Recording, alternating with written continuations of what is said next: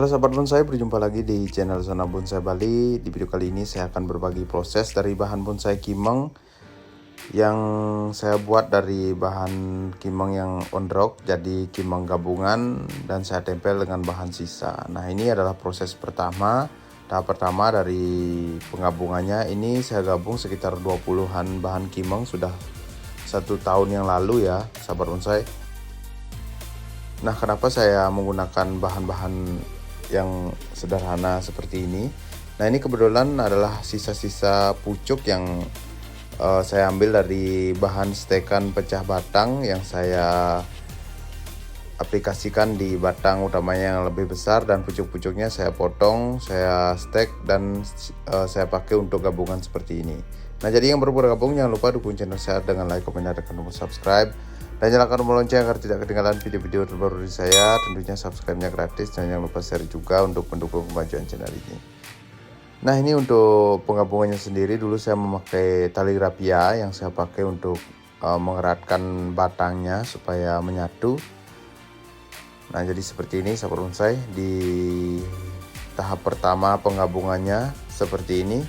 Nah, jadi ini akan saya isi talang dulu untuk mengurangi resiko stres dari batang-batang kecil penggabungannya. Nah, jadi seperti ini, dan setelah 2 bulan dari pertama penggabungan, ini dia hasilnya. Dan ini saya ke proses pemberian gerak dasar ya. Ini kita beri gerak dasar dulu untuk bonsainya. Nah, ini untuk stylenya sendiri, ini mengusung style formal. Kebetulan karena memang gabungan seperti ini kebanyakan sih stylenya paling gampang itu formal ya sahabat bonsai. Jadi kalau mau bikin informal itu untuk batangnya agak lebih panjang dan kita juga harus memakai dasar untuk lekukan informalnya. Nah, jadi seperti ini. Ini saya menggunakan style formal. Nah, ini hanya saya beri gerak dasar sedikit untuk bonsainya supaya percabangan jadi menetap untuk perlenganannya. Jadi seperti ini sahabat bonsai. Ini hanya kita akan mengakali nanti untuk lengan pertama, lengan kedua supaya lebih balance untuk besarnya, lebih proporsional untuk besar batang yang akan menjadi pokok percabangan. Nah, jadi ini update-nya setelah 1 tahun sahabat bonsai. Ini dari bahan kimeng yang sisa pucuk tadi sekarang sudah mulai kelihatan untuk batang-batang yang kita ikat menjadi satu sudah mulai menempel. Nah, jadi jika sahabat bonsai punya sisa-sisa potongan bisa dimanfaatkan seperti ini ya sahabat bonsai. Nah, ini untuk lebih permudahnya saya melakukan sedikit penegasan percabangan dan juga penambahan beberapa gabungan. Ini saya pindah tempat dulu untuk lebih mudahnya kita memilih percabangannya ya, karena di sini di kebun agak ribet. Nah, jadi seperti ini sahabat bonsai, ini adalah proses penyeleksian percabangan yang saya lakukan, karena untuk pengelosan kita akan fokus dulu untuk lengan pertama dan kedua yang kebetulan memang agak lebih kecil, dan ini juga beberapa rumput liar juga harus dihilangkan, dan kita akan nanti pindah ground ya sahabat bonsai. Kita buatkan ground yang lebih bagus untuk kimeng ini.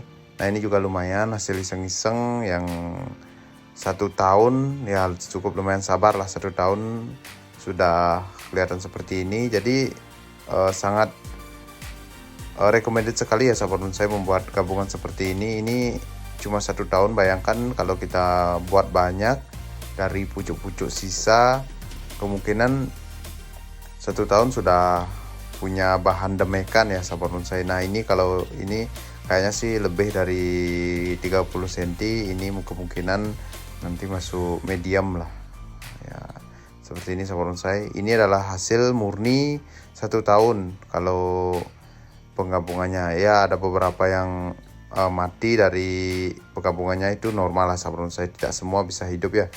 Nah, jadi ini saya tambahkan sedikit penggabungannya untuk mempertegas lagi dan untuk menambah batang utama agar lebih kokoh dan lebih kelihatan proporsional mana saja yang harus dibesarkan.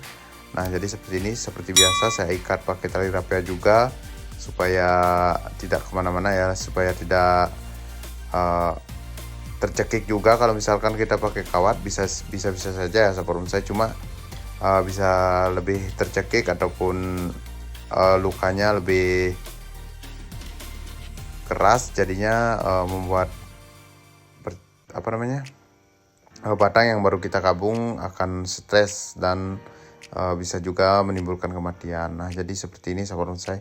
Ini juga tidak semua cabang saya potong, hanya saya pilih beberapa saja. Nah, jadi ini dia hasilnya. Nah, ini saya tambah cabang lagi satu untuk lengan ketiga, dan ini lengan pertama. Kita hanya perlu los untuk pembesaran supaya lebih balance, dan baru kita akan ke proses pembuatan anak ranting ya sahabat bonsai, untuk pembuatan anak ranting dan tahap-tahap berikutnya. Nah, tidak lupa saya isi salep kambium juga untuk mengurangi penguapan. Jadi fungsi salep kambium ini sangat penting sekali dalam bonsai fikus ya sahabat bonsai, untuk perkembangan tunas barunya juga supaya lebih cepat.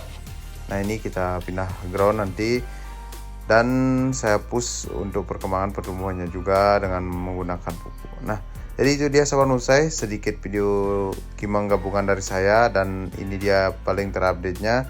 Semoga bermanfaat, tetap jaga kesehatan, tetap semangat dalam berkarya. Sampai jumpa di video saya selanjutnya. Salam bonsai pemula dan salam satu hobi.